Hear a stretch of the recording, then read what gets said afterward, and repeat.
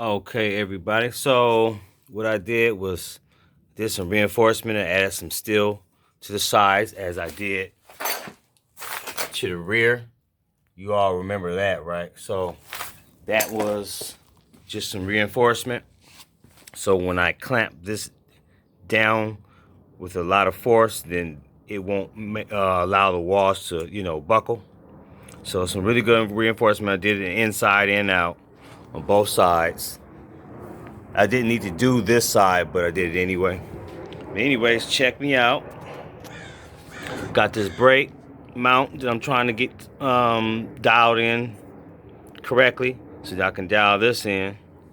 It's gonna scrape a little bit because this rotor right here, they sway side to side a little, so they're not perfect. But anyways, the pads will get ran down after a while and then I won't hear it. So anyways, you all stay tuned, but this shit is coming out dope.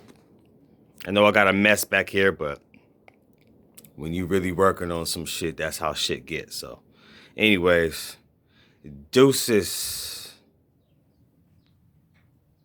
Oh yeah, there we go. Got the front brakes on. I got those front brakes on, baby. Look at that. Oh yeah. And they're just, I'm gonna be straight up with you. These brakes they're kind of too strong. Swear, man. These are actual motorcycle brakes. You can tell because it has the oil level right there. Regular bicycle brakes don't do that. Well, they might. I'm not sure, but this is motorcycle quality, and this shit is really seriously. It's like I gotta be careful, man. I know I don't have no weight or nothing on this bike right now, but yo, with me just pushing with my feet and hitting the brake hard, it's just way too strong, man. So I gotta be careful, which is a very good thing. So, all right, y'all, look at that. Boom.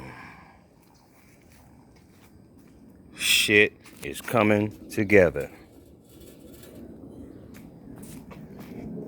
And there we go.